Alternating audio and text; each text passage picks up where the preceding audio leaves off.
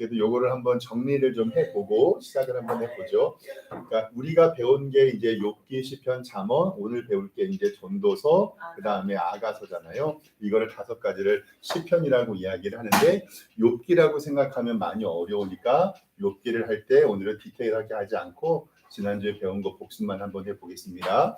그래서 총 욥기는 42장까지 있는데 절수 구분하지 않고 첫 번째 여기서 뭘 이야기하죠? 욥의 고난.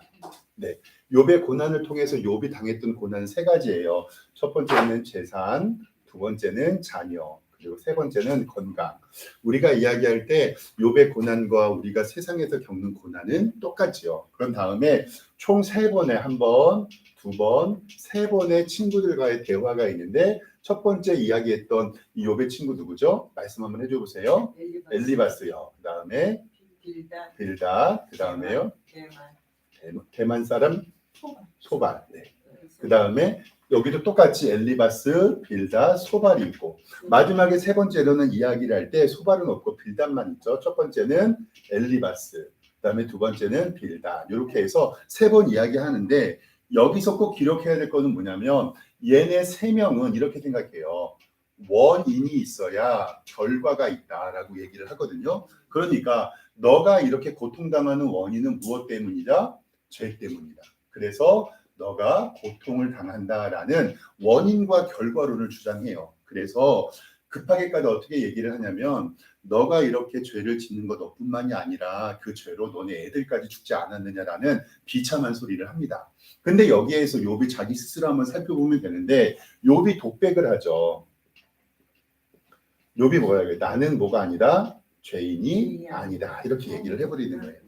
이게 이제 마음이 아픈 거죠. 나는 죄인이 아니고 내가 여태까지 살아온 것을 하나님이 아신다. 이 말은 맞지만 이 세상에 죄인이 아닌 사람이 있을까요? 없을까요? 없어요. 오늘 새벽에도 로마서 3장 23절 모든 사람이 죄를 범하였음에 하나님의 영광에 이르지 못한다. 그러니까 욥이 정신 차리지 못하니까 욥의 마지막 4번째 친구인 누가 와요?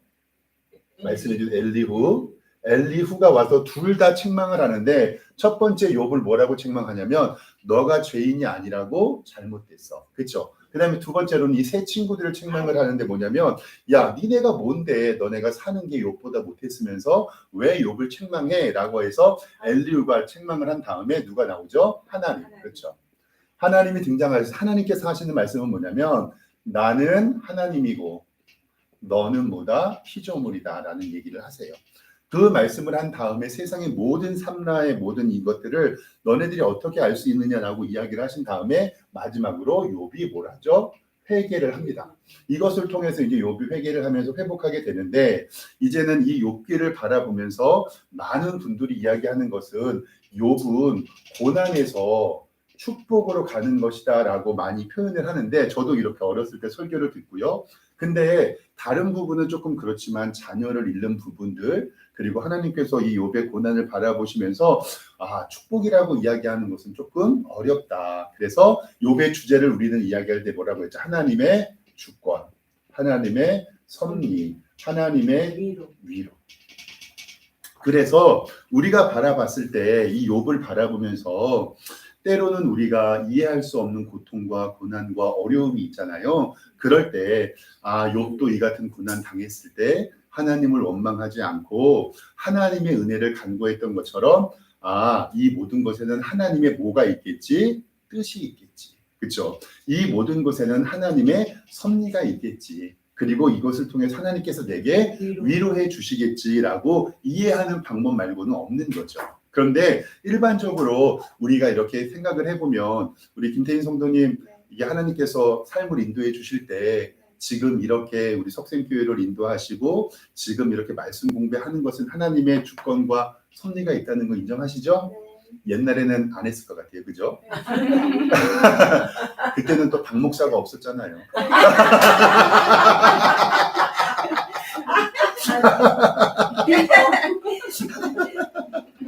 우리 이 집사님도 이렇게 어떻게 그냥 아무튼 이렇게 인천으로 와가지고 그죠?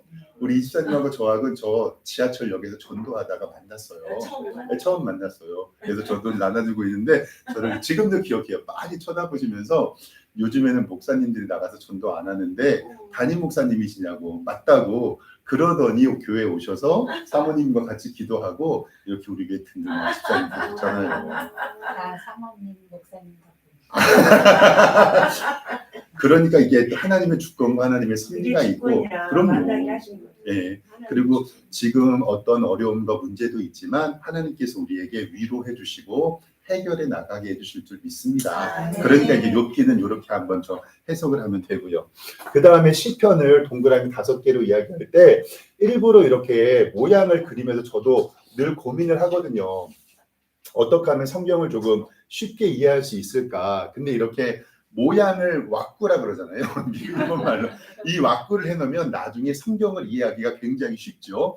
이 시편은 총 몇 권으로? 1권, 2권, 3권, 4권, 5권으로 되어 있는데 몇 권씩 되어 있는 것은 그냥 성경만 보면 되니까 이런 틀로 이해를 하고, 그리고 나서 여기에서 1편의 주제가 나오는 게 바로 시편 1편이에요.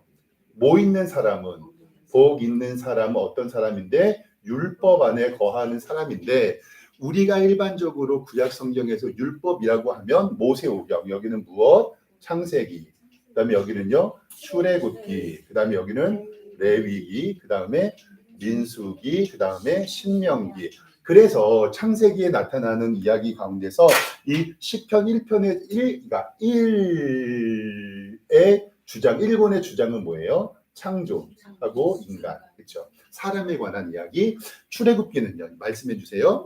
구원과 그렇죠, 구원과 구속. 그래서 우리 지지난주에 말씀을 하나씩 찾아봤죠. 레위기는요, 예배하고 성소. 그래서 레위기에는 고라 자손들이 쓴 글이 굉장히 많았었죠. 그 다음에 민수기는요, 광야에 있었으니까 네, 광야하고 방황, 그렇죠. 네, 방황. 그리고 마지막에 신명기는 다시 한번 이야기하는 거니까 찬송하고 말씀. 맞습니다. 이렇게 해서 이 주제가 있다 보니까 꼭 그것은 아니겠지만 그래도 편저자가 이렇게 이야기를 했고, 마지막으로 우리가 기억하는 거는 뭐예요? 117장은 가장 짧고 119편은 가장 길고 146에서 150까지는 뭐죠? 할렐루야. 그러니까 시편에서 이야기하는 것은 하나님의 율법 안에 거하는 사람이 어떤 사람이다? 복 있는 사람이고, 마지막에 우리의 결론은 뭐다? 하나님을 찬양하라 라는 것만 이야기하면 나중에 시편을 바라보면서 다윗이 73편, 그다음에 작자 미상이 50편, 그리고 나머지 사람들이 썼던 것을 기억하면 시편도 이렇게 이야기하면 될 것 같아요. 그 다음에 잠언은 우리가 보면서 잠언을 이야기하는 건 뭐냐면 지혜하고 뭐죠? 명철. 그렇죠? 이 성경에서 나오는 잠언에서 이야기하는 지혜는 우리가 뭐라고 했어요? 하나님을 경외하는. 그렇죠. 경외하는 것이 지혜고, 명철이라고 하는 것은요, 거룩한 자를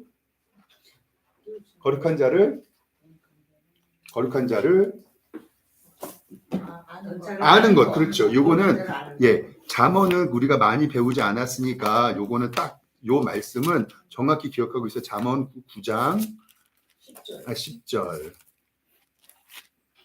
찾아보도록 하겠습니다. 잠언은 따로 하지 않아 가지고 잠언 9장 10절 말씀.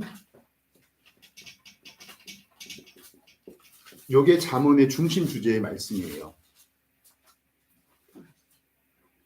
잠언 9장 10절 말씀 같이 읽겠습니다. 시작. 여호와를 경외하는 것이 지혜의 근본이요 거룩하신 자를 아는 것이 명철이니라. 그러니까 우리가 이야기하는 지혜는 하나님을 경외하는 거고, 명철은 거룩한 자를 아는 것.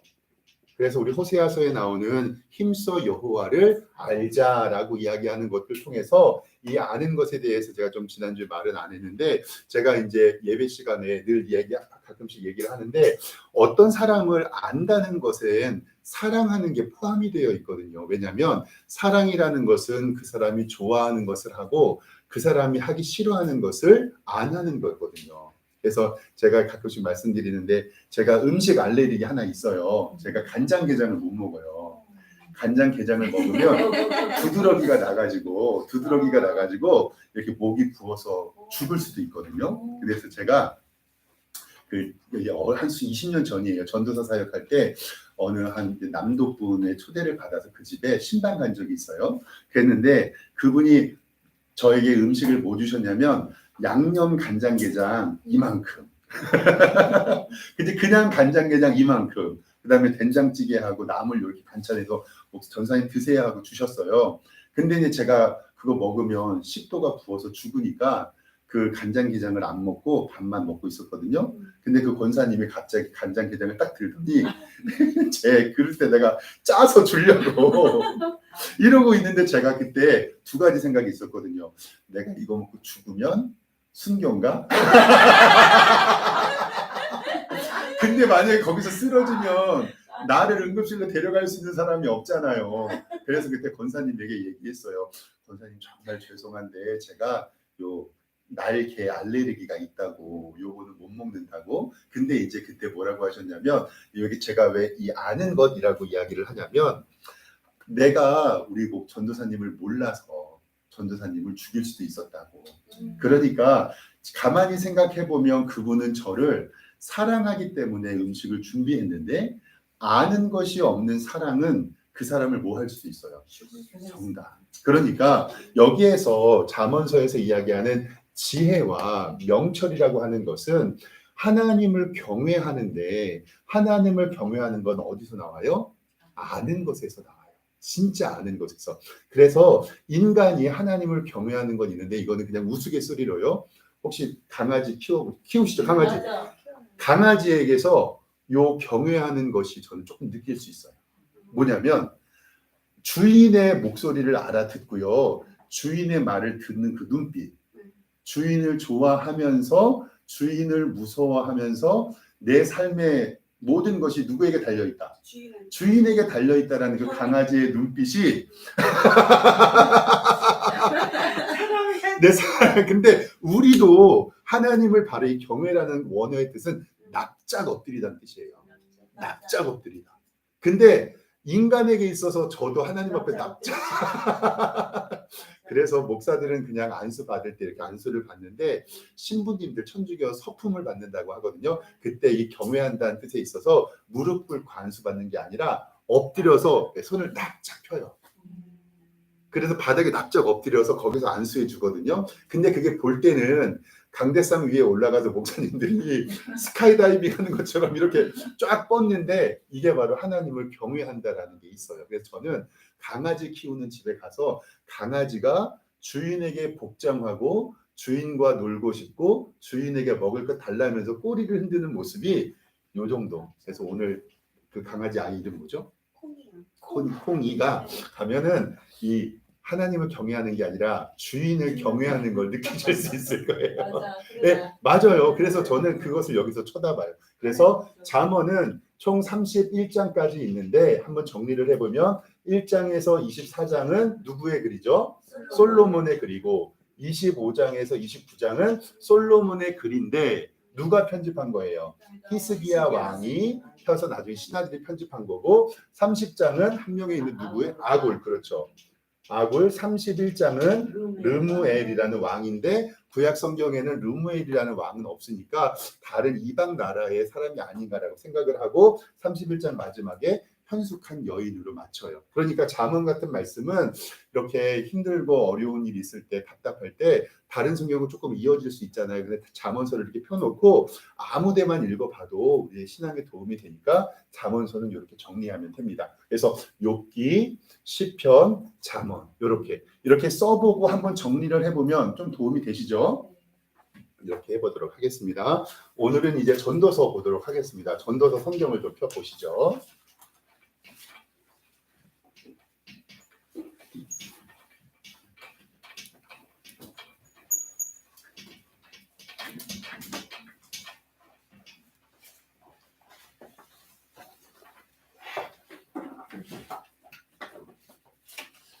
욥기, 시편, 잠언. 진도가 많이 나갔죠. 그래서 전도서 바라보면서 전도서를 이야기해 보겠습니다. 전도서는 총 몇 장으로 이루어졌을까요? 지난주에 배웠죠? 전도서는 12. 10이죠. 그러니까 12달이라고 생각하면 돼요. 1년 12달이고 그 다음에 잠언은요. 아까 이야기했던 것처럼 잠언은 31장. 그래서 잠언은 한 달 동안에 하루에 한 장씩 보면 돼요. 그리고 전도서는 1년 내내 12번 읽으면 되고요. 이야기하는데 이제 전도서 1장 1절 말씀 좀 보도록 하겠습니다. 전도서 1장 1절 말씀 같이 한번 읽어보겠습니다. 시작. 네, 다윗의 아들 가운데서 예루살렘의 왕이 된 전도자의 말씀이다라고 이야기했을 때 이 사람은 우리가 누구로 딱 바로 알 수 있죠. 누구요? 바로 그렇죠. 솔로몬이 저자예요. 솔로몬이 이렇게 지혜가 많을 수 있었던 일에 대해서는 지난주에 열왕기상 3장에 하나님께서 그에게 지혜의 말씀을 주신 것을 우리는 이야기했습니다. 그래서 우리가 엄밀히 말하면 이 전도서 혹은 전도자라고 이야기하는 말이 조금 어려울 수 있어요. 그래서 좋은 말씀을 전한다라고 이야기는 이렇게 한번 알아만 주세요. 히브리어로 코헬렛이라고 써요. 근데 이것은 뭐냐면 어떤 뜻이냐면 격언이나 속담을 모으는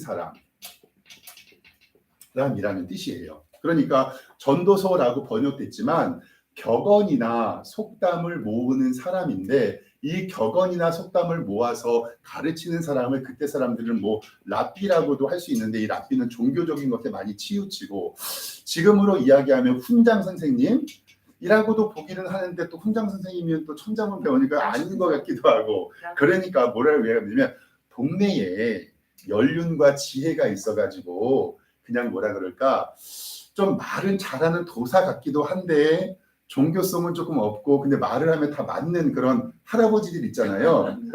그런 느낌. 이렇게 비가 오면 아유 뭐 날이 어떻게 되겠네.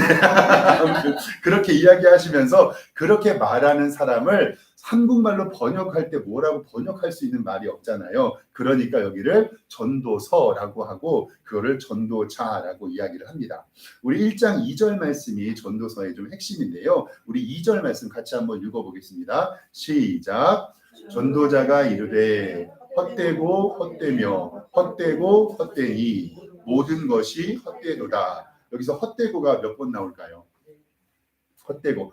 전도자가 이르되 첫 번째 헛되고 그 다음에 헛되며 헛되고 헛되니 모든 것이 헛되도다. 여기서 이제 우리가 이야기할 때 헛되다라고 이야기하는 것은 안개와 같다라는 뜻이에요.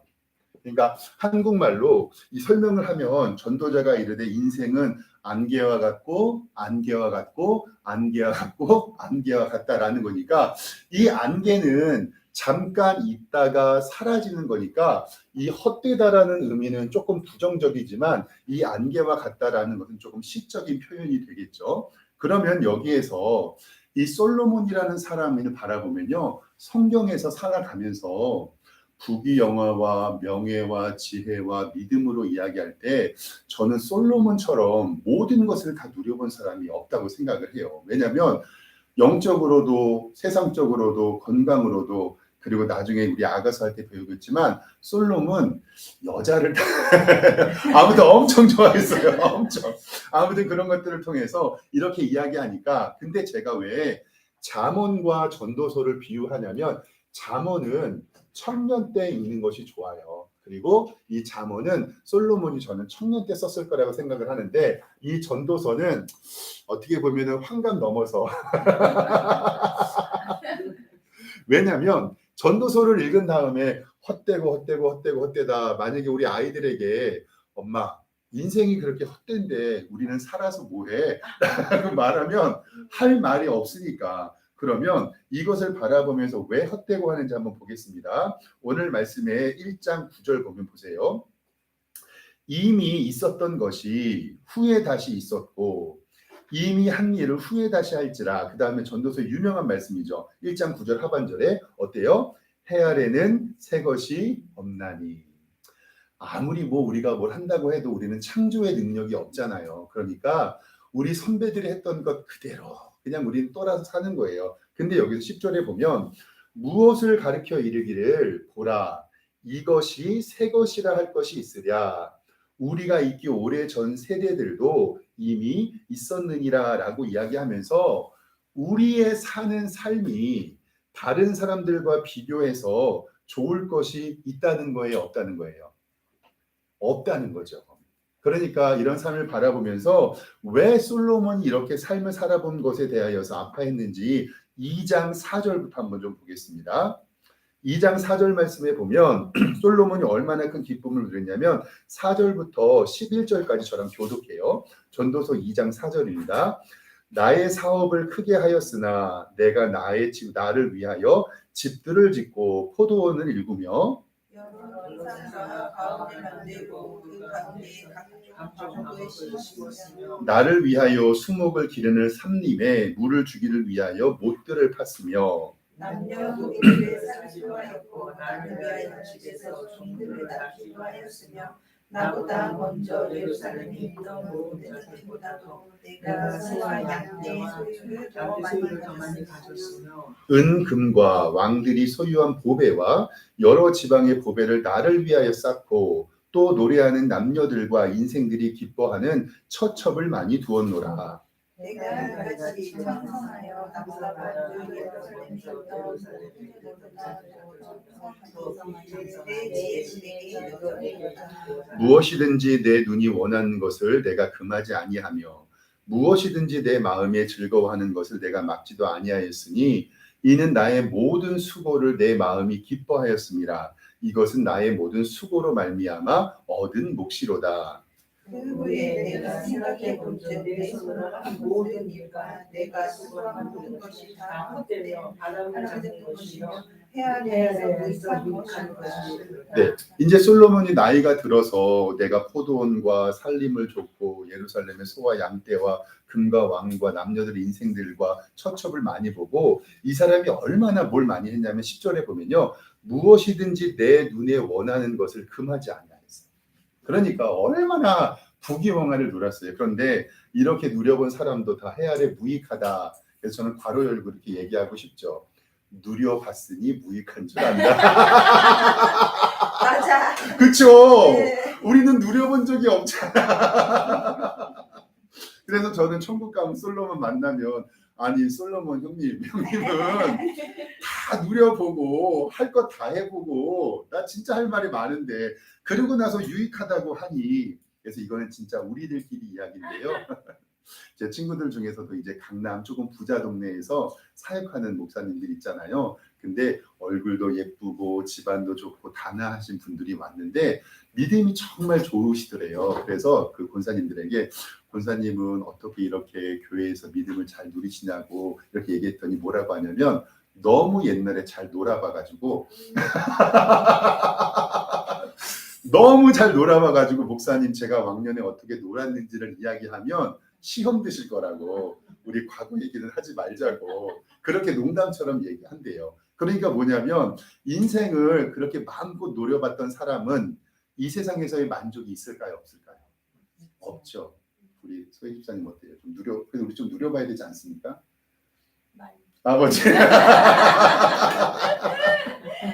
아버지 맞아요. 참 그래서 이러한 문제가 있는데 이제 여기서의 중점적인 문제가 있는데 세상에서의 누리는 게 아니라 이 세상에서 누리는 것에 대하여 이것만의 문제가 아니라 좀 이제 저는 그 전도서를 바라보며 중심을 받으는 말씀이 뭐냐면 3장 10절이에요. 3장 10절과 11절 말씀이 저는 이 전도서의 키포인트라고 생각하거든요. 보세요. 3장 10절 말씀에 보면 하나님이 인생들에게 노고를 주사 애쓰게 하신 것을 내가 보았노라. 그러니까 사람들마다 다 애써서 수고하잖아요. 근데 11절에 보면 뭐라고 하냐면요. 하나님이 모든 것을 지으시되 때를 따라 어떻게 해요? 아름답게 하셨고 그 다음에 말씀을 밑줄 쫙 주세요. 그렇죠. 또 사람들에게 무엇을 사모하는 마음을 주세요? 영원을 사모하는 마음을 주세요. 전도서 3장 몇 절이에요? 11절.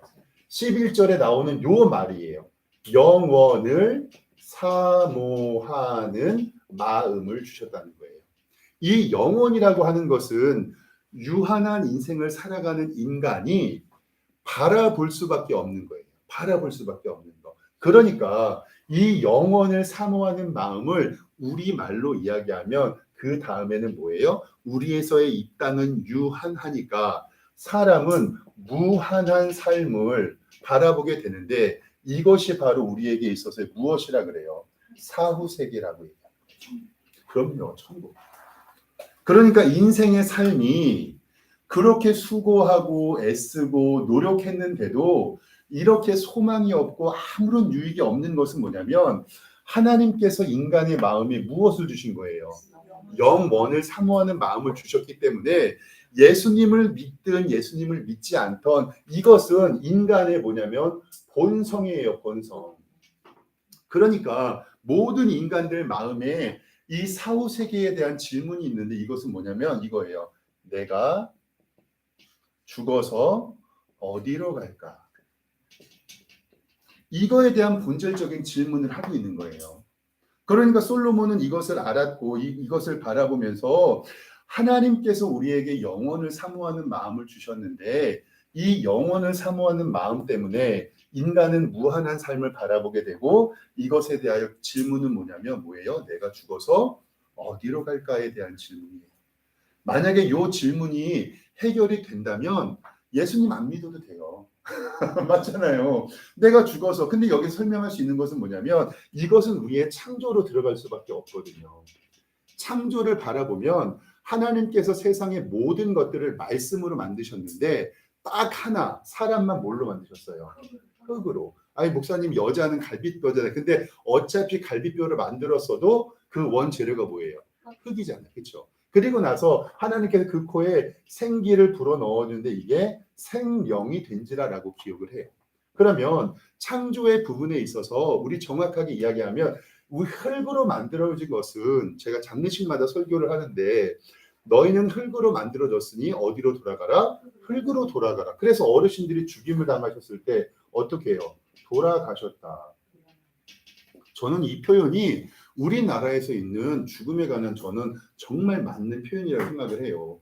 왜냐하면 우리 선조들은 믿음도 없었는데 어르신들이 죽음을 당하면 어떻게 이 돌아가셨다라는 말을 썼을까 저는 늘 생각하거든요. 그러니까 흙은 흙으로 만들어졌으니 흙으로 어떻게 되고 돌아가고 우리의 성령은 우리가 인정하기는 싫지만 우리가 생명보험에서 보험을 들어서 이 흙덩어리 값이에요? 이 영혼의 값이에요? 생명보험이 10억, 20억 하는 이유가 우리의 몸뚱아리 값이에요? 아니면 이 생기 영혼의 값이에요? 아니. 그러니까 의미가 뭐냐면 우리가 이 땅에서 살 수 있는 것이 흙으로 돌아가는 몸뚱아리가 아니라 바로 이 영혼에 관한 가격이라는 거죠. 왜냐하면 이 땅에 살아갈 수 있으니까. 그러니까 우리에게 이 흙이라는 것은 아무런 중요한 것이 아니고 우리가 죽임을 당하면 이 생기가 이 흙에서 분리가 되는 거잖아요. 그러니까 분리가 되면 결국은 창조의 질서에 의해서 이 생기는 누구에게로 가요? 영혼을 사모하는 우리의 마음을 주신 누구 앞에? 하나님에게 갈 수밖에 없는 거죠. 그래서 믿음이 없으시는 분들에게는 정말 죄송한데 모든 사람은 하나님 앞에 가서 선, 악 간의 심판을 받는데 그 선과 악의 기준은 뭐예요? 예수님을 믿는 것. 그리고 예수님을 믿는 것은 심판이라고 말하기는 좀 뭐하지만 상급에 관한 심판을 하나님 앞에 받는 거죠. 그러니까 이것에 대하여서 문제가 해결되지 않으니까 영혼을 사모하는 마음은 우리에게 있는데 내가 죽어서 어디로 갈까라는 문제가 있으니까 사람들이 그렇게 죽음이 너무나도 비참한 거죠. 그러니까 내가 죽어서 어디로 가는가에 대한 문제가 해결되지 않으면 이 세상에 살아갈 때는 다 뭐예요? 헛되고 무엇과 같다? 안개와 같다라는 질문이죠. 그러니까 전도서의 말씀을 바라보면 이 세상을 헛된다라고 이야기하지만 결국은 무엇을 생각하라라는 말씀이에요? 창조의 질서를 생각하라는 말씀. 정답. 그러고 나서 여기서 보면 다른 것들을 쭉 읽어보면요. 헛되다라는 것이 계속 기록되어 있어요. 헛되다라는 이야기가. 그런 다음에 이제 우리가 말씀 볼 것은 뭐냐면요. 이제는 전도서 11장 9절부터의 말씀이 오늘의 결론이에요. 전도서 11장 9절의 말씀에 이제 이야기하는 건 뭐냐면 청년이여 내 어린 때를 즐거워하며 내 청년의 날들을 마음에 기뻐하여 마음에 원하는 길들과 내 눈에 보이는 길로 행하라. 그러나 이 모든 일로 말미암아 너를 뭐 하실 줄 알아요? 심판하실. 니네가 원하는 마음대로 살아봐. 근데 삶의 결국은 어떻게 되어요? 마지막에 너를 심판하신 하나님이 있다. 그리고 10절에 11장 10절에 그런즉 근심이 내 마음에서 떠나게 하며 악이 내 몸에서 물러나게 하라. 어릴 때와 검은 머리 시절이 다 헛되다라는 이야기를 하는데 저는 조금 배우신 분들이 이런 얘기했어요. 저한테 기독교의 가장 맹점이 뭐냐면 있지도 않은 사후세계에 대해서 너네들은 성도들에게 겁을 준다. 지옥 가는 문제 때문에 영혼을 팔아먹는 기독교는 나쁜 사람들이다라고 욕하는 사람들이 있었거든요. 그럼 제가 반문해요. 그러면 죽어서 어디로 가는가에 대한 문제는 너는 해결할 수 있냐? 왜? 그 문제 하나님과 인간 사이에 깨어진 관계 하나님께서 우리에게 영혼을 사모하는 마음을 주셨고 이 세상에서 제일 두려운 게 우리는 그럼요 죽음에 관한 문제인데 이 문제에 대해서 너가 해결할 수 있는 방법이 있으면 나는 목사의 길도 안 가고 교회 사역도 하지 않는다. 이 죽음의 문제에서 해결하신 분이 누구밖에 없어요. 하나님 예수님밖에 없잖아요. 그래서 십자가의 교리와 부활의 교리는 이것에 대한 영혼을 사모하는 문제에 대한 해결이 여기 안에 있다는 거예요. 그렇기 때문에 이제는 왜 제가 창조를 이야기할 수밖에 없냐면 전도서의 결론은 12장 1절과 2절이에요. 이게 결론이에요. 전도서 12장 1절과 2절은 우리 같이 1절만 같이 한번 읽어봐요. 시작. 너는 청년의 때에 너의 창조주를 기억하라. 곧 곤고한 날이 이르기 전에 아무 낙이 없다고 할 때에 해들이 가깝기 전에 2절 읽을까요? 해와 빛과 달과 별들이 어둡기 전에 비 뒤에 구름이 다시 일어나기 전에 그리하라. 즉 여기에서 우리가 뭐냐면 이 창조주를 기억하라라고 이야기하는 것은 이 창조의 질서를 회복하는 것이만이 우리의 인생의 본질을 이해할 수 있다는 거죠. 그러니까 창조에 있어서 하나님께서는 에덴 동산에 우리를 위해서 에덴 동산을 만들어 주셨는데 그 에덴 동산에서 죄를 지고 떠나간 건 누구예요? 인간이잖아요. 그럼요. 그것을 위해서 하나님께서 이렇게 영혼을 사모하는 마음을 주시고 우리를 구원하기 위하여 예수 그리스도를 보내주셨는데 근데 성경은 이 전도서가 시가서니까 얼마나 시적으로 아름답게 표현했냐면 우리 한번 3절부터 봐요. 12장 3절부터 보면 그런 날에는 집을 제가 읽을게요. 한번 보세요. 그런 날에는 집을 지키는 자들이 떨 것이며 라는 말이 뭘까요? 집을 지키는 자들이 떨 것이며 이게 시가서니까 시적인 표현이에요. 여기서의 집은 내 몸을 이야기하는 거거든요. 내 몸을 지키는 자리 떨 것이며라는 게 뭐냐면 내 몸이 말을 안 들어요. 나이가 들면 내 몸이 말을 안 들어요. 그 다음에 힘 있는 자들이 구부러질 것이며 라는 이 표현은 뭘로 해석될 수 있을까요? 정답. 우리 몸 중에서 가장 힘 있는 게 뭐예요? 허리잖아요. 그러니까 나이가 들면 힘 있는 자들의 허리가 구부러질 것이며 그 다음에 맷돌질 하는 자가 적음으로 그친다. 성경에서 이 맷돌질하는 것은 의미적인 표현으로 치아를 얘기해요. 맷돌이 가는 거잖아요. 그러니까 맷돌질하는 자의 적음으로 이빨이 다 빠져서 먹을 거 없다. 그 얘기예요. 이빨 다 빠져서 먹을 게 없다. 그 다음에 봐요. 창들로 3절 하반절에 창들로 내다보는 자가 어두워질 것이며 이 말이 뭔 말이에요? 정답. 눈이 어두워진다. 그리고 나서 4절에 길거리에 문들이 닫혀질 것이다. 이 시가서라는 이유가 뭐냐면 길거리에 문들이 닫혀진다는 말이 내가 돌아다닐 힘이 있어요? 없어요?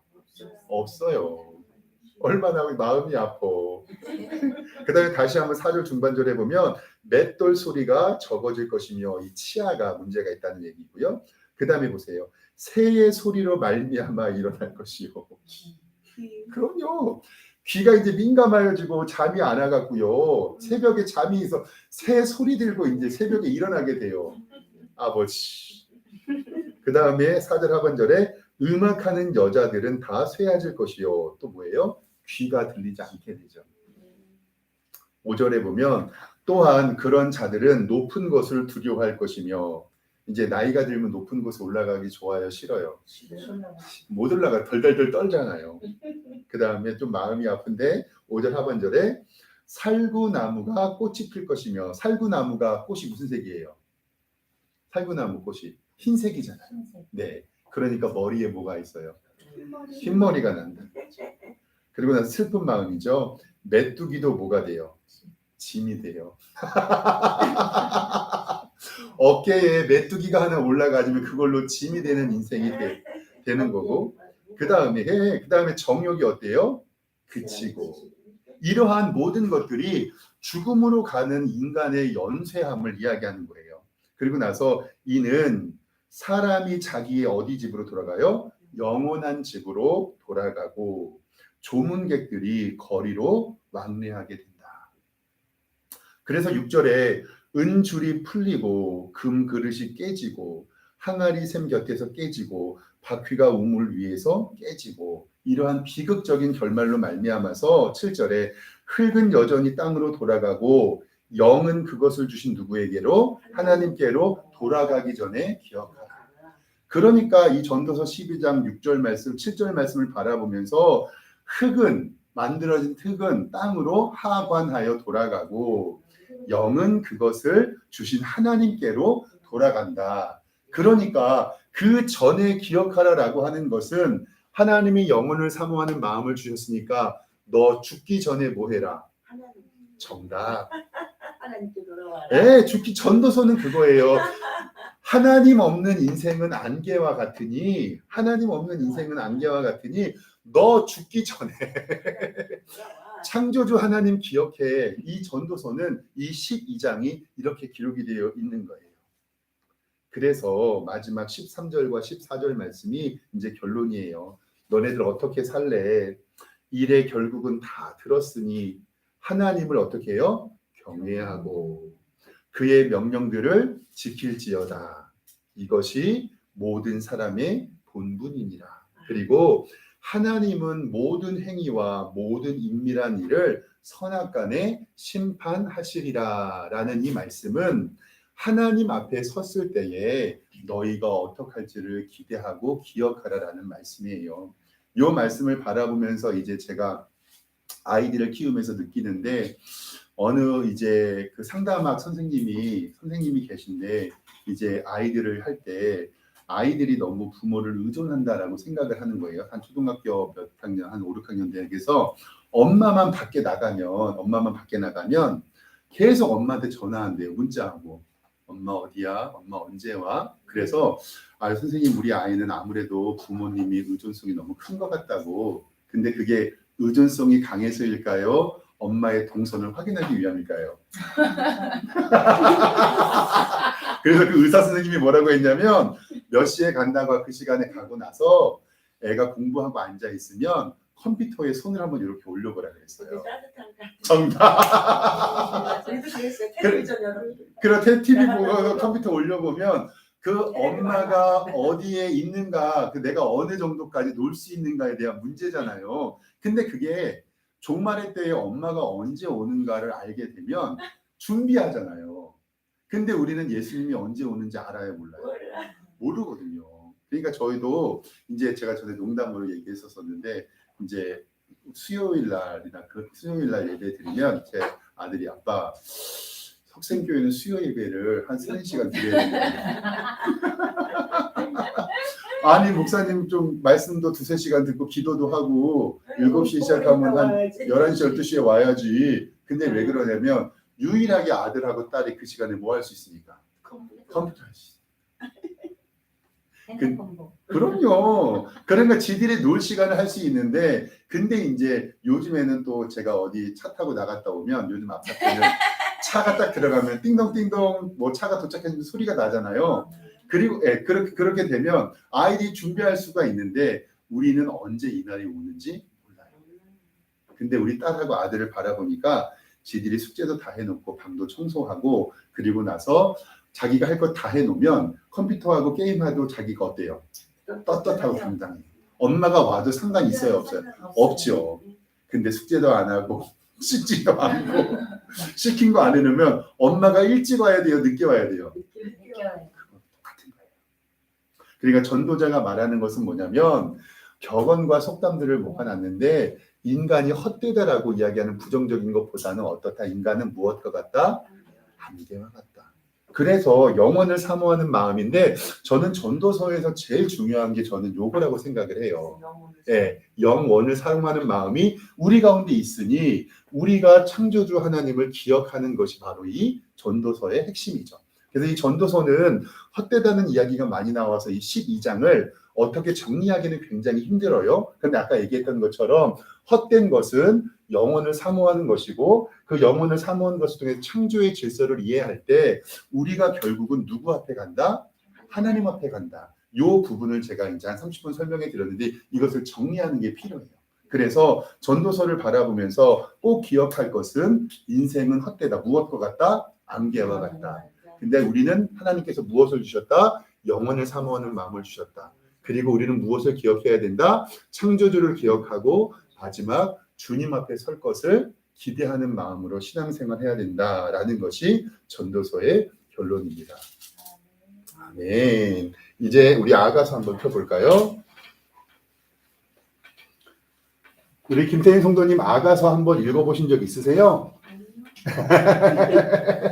아가서를 좀 읽어보면 성경이기는 하지만 성경에 이런 것을 좀 해놓은 것은 조금 민망한데 라고 이렇게 이야기가 되거든요. 그래서 이 성경을 바라보면서 좀 이렇게 이런 걸까지 좀 이렇게 얘기할 수 있을까라고 얘기를 드는데 그래서 이러한 부분들에 있어서 나중에 이제 한번 읽어보시면 조금 놀라실 수도 있어요. 여성의 신체가 좀 노골적으로 묘사되는 경우도 있고 남자와 여자의 부부관계, 성관계가 좀 노골적으로 묘사되는 것들도 있어요. 근데 그런 것들을 왜 성경은 이렇게 이 관계를 이야기했는가를 이야기하는 것이 조금 쉽습니다. 우리 한번 좀 보도록 하겠습니다. 먼저 아가서는 총 몇 장으로 되어 있을까요? 66장? 이사야가 66장이고 아가서는 짧아요. 8장. 네. 아가서는 8장인데 8장으로 기억된 것이 총 6개의 노래로 되어 있어요. 6개의 노래로 되어 있는데 이 아가라는 말이 어렵잖아요. 그래서 한자로 찾아보니까 이 아자는 밝을 아자예요. 그 다음에 그러니까 아름다울 아자라고 할 수 있죠. 그 다음에 요 가는 노래 가자. 그러니까 이 아가라는 노래는 영어로는 Song of Song. 노래 중에 노래라는 뜻이에요. 그러니까 가장 아름다운 노래라는 뜻인데 이 노래 중에서 가장 아름다운 노래인데 오늘 1장 1절 말씀 한번 볼게요. 솔로몬의 아가라라고 나오는데 솔로몬의 아가라 그러니까 솔로몬이 지은 노래 중에 노래라고 나와요. 그런데 여기서 보면은 솔로몬에서 여기는 남편, 엄밀히 말하면 남편이라기보다는 약혼자예요. 그리고 아내, 술람미 여인, 약혼녀. 이 두 사람의 관계를 이야기하면서 두 사람이 서로 얼마나 사랑하는 것을 이야기를 하는데 남편은 한 여자밖에 없고 이 한 여자는 남편밖에 없어요. 근데 여기에서의 저자를 누구라고 봐요? 솔로몬이라고 보는데 이 솔로몬이라고 보는데 저는 개인적으로 반대를 해요. 그래서 이것도 천국에 가서 한번 물어봐야 되는데 왜 반대를 하냐면 우리 열왕기상 11장 말씀을 좀 찾아볼게요.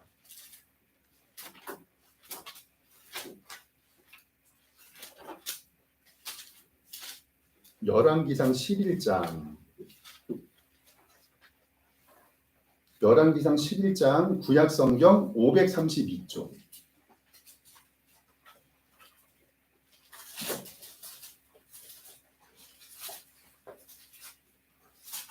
구약성경 532쪽 천천히 하세요. 구약성경 532쪽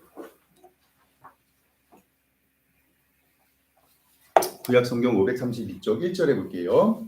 열왕기상 11장 1절입니다. 솔로몬 왕이 바로의 딸 외에 이방 여인을 무엇해요? 사랑하였다. 일부러 성경은 사랑이라는 표현을 써요. 그리고 나서 곧 모압과 암몬과 에돔과 시돈과 헷 여인인데요. 여호와께서 일찍이 이 여러 백성에게 대하여 이스라엘 자손에게 말씀하시기를 너희는 그들과 서로 통혼하지 말고 그들도 너희와 서로 통혼하게 하지 말라. 그러니까 이방 여인들과 결혼하지 말라는 거예요. 그들이 반드시 너희의 마음을 돌려 그들의 신을 따르게 하리라 하였으니 솔로몬이 그들을 사랑하였더라. 사랑이라는 표현을 써요. 그 다음에 보세요. 3절에 왕은 후궁이 몇 명이에요? 700명. 그리고 첩이 몇 명이에요?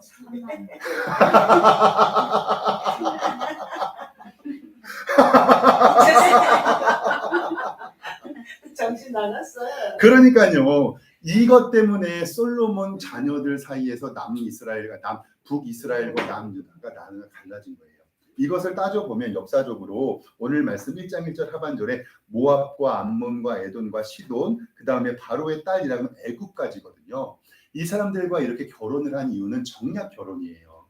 평화를 위해서 다른 나라의 딸들을 내가 아내로 데리고 오면 그 나라의 침공은 받지 않으니까. 근데 문제는 뭐냐면 이것 때문에 이방신을 섬기고 결국은 북이스라엘은 여기에 있는 애들 말고 누구를 통해서 북이스라엘은 아수르, 그 다음에 남유다는 바벨론에 의해서 멸망할 수밖에 없었죠.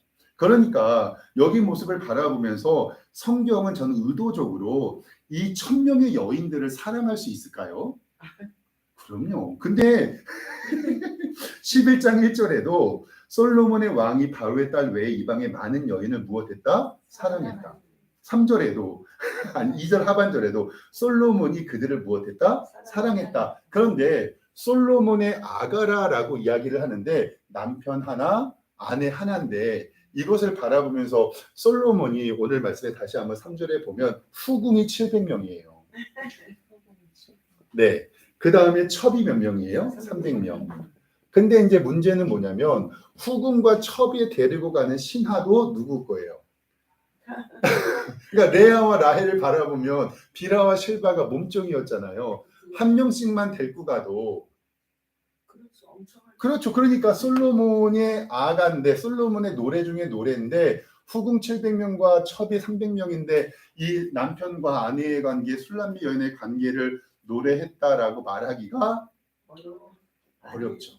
그래서 목사님들도 의견이 갈라요. 성경에 분명히 솔로몬의 아가라라고 쓰여져 있지 않느냐. 그래서 제가 생각하는 건 뭐냐면 솔로몬이 총 6개의 노래가 있는데 솔로몬이 여자 꼬시려고 노래들을 시를 모은 것이 아닌가라는 저만의 추측이에요. 근데 옛날에는 이러한 것들을 좀 지지를 못 받았는데 요즘에는 신학적으로 저처럼 생각하는 사람들이 많아요. 왜냐하면 100명의 여인들이 이거 첩까지 얘기를 하면 이런 말은 좀 뭐하지만 1000명이잖아요. 하루에 한 번씩만 만나도 몇 년 걸려요? 3년 걸려요. 그리고 후궁, 그러니까 여기에 있는 신하들까지 이야기하면 그러니까 여기에서 이제 나중에 오늘은 아가서는 읽지 않을 거예요. 조금 민망해서 조금 민망해서 일부러 읽지는 않을 건데 남편과 아내를 바라보면서 이 약혼자가요 이 아내만 생각하는데 정말 모든 걸 쏟아요. 그리고 이 아내도 오빠 생각만 계속해요. 그것으로 이야기하는 게 이제 이 아가서인데 우리 한번 조금만 볼까요? 그러면 아가서 1장 2절 말씀 조금만 읽어볼게요. 보세요. 내게 1장 2절에 보면 내가 입맞추기를 원하니 내 사랑이 포도주보다 낫고 내 기름이 향기로워서 아름답고 내 이름을 쏟은 향기름 같으므로 처녀들이 너를 사랑하는구나. 왕이 나를 그의 방으로 이끌어 들이시니 너는 나를 인도하라. 우리가 너를 따라 달려가리라. 우리가 너로 말미암아 기뻐하고 즐거워하니 내 사랑이 포도주보다 더 진함이라. 처녀들이 너를 사랑함이 마땅하도다라고 이야기를 하면서 여기에 보면서 이렇게 노래, 그러니까 남자가 무엇을 꼬시기 위해서 여자를 꼬시기 위해서 이러한 걸로 이렇게 말해요. 그리고 나서 제일 유명한 말씀이 아가서 2장 10절이에요. 아가서 2장 10절 말씀 같이 한번 읽어볼까요? 시작. 나의 사랑하는 자가 내게 말하여 이르기를 나의 사랑 내 어여쁜 자여 일어나서 함께 가자. 요 말씀을 통해서 찬송의 시들도 굉장히 많아요.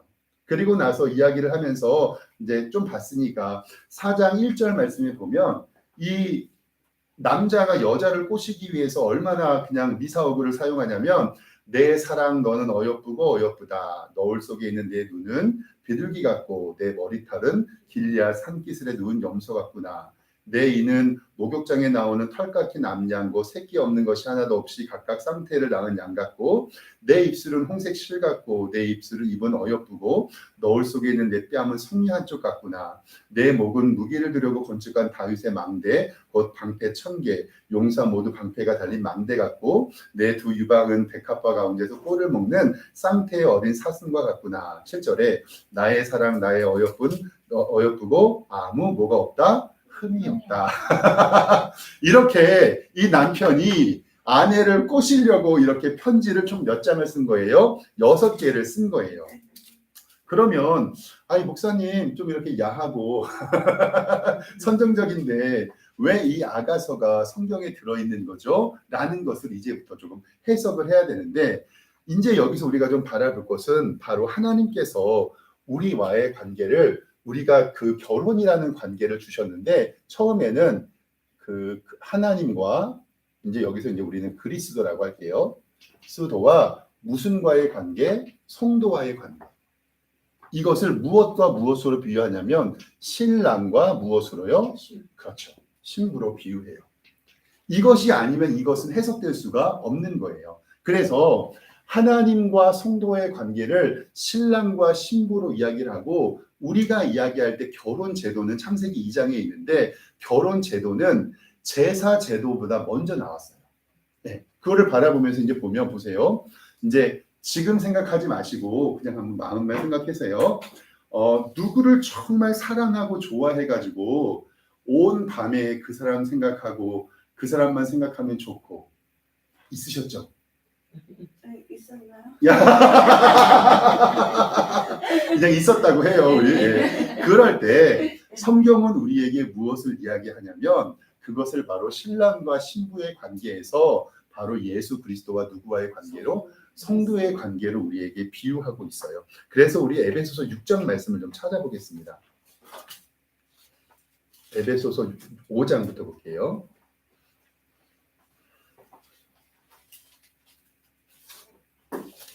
에베소서 5장 에베소서 5장 22절부터 이제 여기서 질서가 나오는데 잘 보세요. 에베소서 5장 22절에 보면 아내들이여 자기 남편에게 복종하기를 못게 하듯 하라 죽게 하듯 하라. 그런데 이제 성경에서 바라보면 우리 신약성경 316조 신약성경 316조 이제 5분 안에 마치겠습니다. 신약성경 316쪽에 있는 에베소서 5장 신약성경 316쪽에 있는 에베소서 5장이에요. 보세요. 아내들이여 자기 남편에게 복종하기를 누구에게 하듯 하라 죽게 하듯 하라. 왜냐하면 이는 남편이 아내의 머리됨이니 여기서 분명히 나와요. 그리스도께서 교회의 무엇과 되기가 같다? 머리됨과 같으시다 라고 얘기를 해요. 그런데 여기에서의 문제는 뭐냐면 아내들이여 라고 이야기를 하니까 이 말씀은 아내들이 들어야 돼요? 남편들이 들어야 돼요? 아내들이 들어야 되는데 이 남편에 누가 은혜를 받냐면 남편들이 은혜를 받아요. 그러니까 이 말씀은 남편들이 주장할 수 있는 말씀이에요? 아니에요? 아니라는 거예요. 여성들만 은혜 받으면 돼요.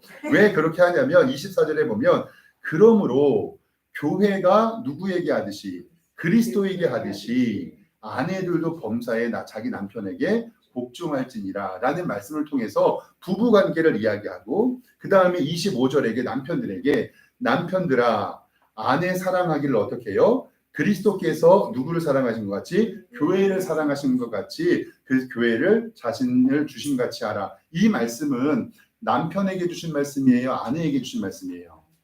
근데 남편들이 은혜 안 받고 누가 은혜 받아요? 아내. 그러니까 이제 문제가 생기는 거죠. 이 말씀을 바라보면서 하나님께서는 이렇게 예수 그리스도와 교회의 관계를 통해서 이것을 부부의 관계 그리고 요한계시록에서는 새 하늘과 새 땅은 이것을 바라보면서 신랑을 기다리는 무엇으로 비유해요? 신부로 비유한다고요. 그러니까 우리가 바라보면서 이 땅에서 결혼 제도를 통해서 하나님께서 우리에게 알려주시는 건 뭐냐면 남편과 아내의 관계 속에서 하나님과 성도, 그리스도와 교회와의 관계를 이해하시는 거죠. 그리고 나서 그 결과로 자녀들을 낳잖아요. 그 자녀들을 통해서 저도 자녀를 낳아 보니까 어른들이 눈에 넣어도 아프지 않고, 그리고 내가 이 아이들을 위해서 정말 목숨을 내어놓을 수 있겠다라는 생각도 하게 되더라고요. 그런데 여기에서 정말 귀중한 것은 뭐냐면, 하나님께서 우리에게 알려주시는 것은 뭐냐면, 내가 내 자녀를 사랑하는 것보다 하나님이 나를 어떻게 하신다? 사랑하신다. 그러니까 이것을 통해서 이 아가서가 정경에 포함되는 건 뭐냐면, 남편이 아내를 기다리는 것은 하나님께서, 그리스도께서 성도, 여기는 뭐예요? 교회. 그렇죠? 그리고 나서 이 같은 사랑의 관계를 유지하고 그것으로 말미암아 자녀를 낳았을 때 누구의 마음을 알기 위해서? 하나님의 마음을 알기 위해서. 그러니까 우리는 연애를 하면요, 그리스도의 마음을 알게 되고요, 결혼을 해서 자녀를 낳잖아요. 누구의 마음을? 하나님 아버지의 마음을 알게 돼요. 이것이 바로 하나님께서 우리에게 가정을 주신 이유예요. 그래서 아가서의 말씀을 바라보면 솔로몬이 이 여자를 꼬시기 위해서 6개의 노래를 쓰어졌고, 이 아가라는 말은 조금 어렵지만 밝고 아름다운 노래라는 뜻이고, 솔로몬이 지은 것처럼 보이지만 역사적 정황으로 이렇게 후첩이 많은 솔로몬이 한 여자만 바라보고 살았다고 말하기는 어렵다. 그러니까 이 아가서는 솔로몬이 이런 노래를 바라보면서 편집한 것이 아닐까라는 추측. 그러니까 솔로몬이 정말 이것을 지었는지 확인하려면 어디 가서 물어보면 돼요? 천국 가서 물어보면 되는 겁니다. 이해하실 수 있죠? 네. 다음 주부터는 이제 대선지서 배울 텐데, 오늘 집에 가서 정리하실 것은 뭐냐면, 이제 여기에서 다윗 왕, 그 다음에 솔로몬 있잖아요. 그 다음에 이렇게 나누면서 다윗, 솔로몬 다니면서 북이스라엘과 남유다 이야기 있었잖아요. 그리고 여기에 20명의 왕, 19명의 왕, 20명의 왕, 그 다음에 여기 호세아, 그 다음에 시드기야, 마지막에 있는 왕들 가운데서 나눠드린 자료를 가지고 여기에 왕들이 누가 있는지, 여기에 왕들이 누가 있는지, 그리고 바벨론 포로 1, 2, 3 갔었잖아요. 기억나시죠? 그리고 1, 2, 3 가서 70년 지나고 1, 2, 3 또 왔잖아요. 그거를 미리 예습을 좀 하셔야 돼요. 왜냐하면 이제 대선지서로 넘어가는데 이사야, 예레미야, 애가, 에스겔, 다니엘, 호세아 쭉 바라보면서 이 왕들과 북이스라엘과 남유다의 왕들이 딱 머리에 잡혀지지 않으면 헷갈리기 시작을 해요. 그러니까 외우지는 않으시더라도 요 틀과, 그리고 얘네들은 북이스라엘의 왕이구나, 얘네들은 남유다의 왕이구나 라는 것만 기억해 와도 다음 주에 할 수 있다고. 그래서 우리가 이야기할 때 왜 이 역사가 굉장히 중요하냐면, 이제는 그 역사에 있었던 하나님의 선지자들이 어느 때 사용되었고 어느 시기에 있었는지를 알면 더 이해하기 쉬우니까 다음 주에는 요거를 집에서 한번 여기서 해오시고, 첫 번째 왕 마지막 그 역사는 집에서 복습을 해줘서 다음 주에는 요거 한번 시험 보고 선지서 시작하도록 하겠습니다. 그래서 다음 주는 6월 6일이니까 화요일 날 수업이 없거든요. 그래서 다음 주 우리 6월 8일 날, 그죠? 수업은 휴강으로 하고, 그리고 나서 앞으로 4번의 수업이 남았으니까 15일, 22일, 29일, 7월 6일 이렇게 4번의 수업 마치고 7월 6일, 그러니까 다음 주는 대선지서 수업하면 될 것 같고, 22, 29일에는 소선지서 2번 나눠서 시험 보고 수업하고, 그리고 마지막 날에는 우리 전지 해가지고 한번 쫙 써보고, 그리고 맛있는 거 회식하러 가시죠. 기도하겠습니다. 하나님 아버지, 은혜와 사랑에 감사합니다. 오늘은 전도서와 아가서 말씀 배웠습니다. 이 말씀을 배우면서 이 땅에 살아가야 하는 이유와 주님 나라 갈 준비, 그리고 예수님께서 나를 이처럼 사랑하신다는 것을 알게 하여 주시고 주님의 은혜 풍성히 누리는 우리 성도님들 될 수 있도록 인도하여 주시옵소서. 돌아가는 발걸음 주님이 동행하여 주심을 믿고 감사드리고 예수 그리스도의 이름으로 기도드리옵나이다. 아멘. 감사합니다. 아이고 수고하셨습니다.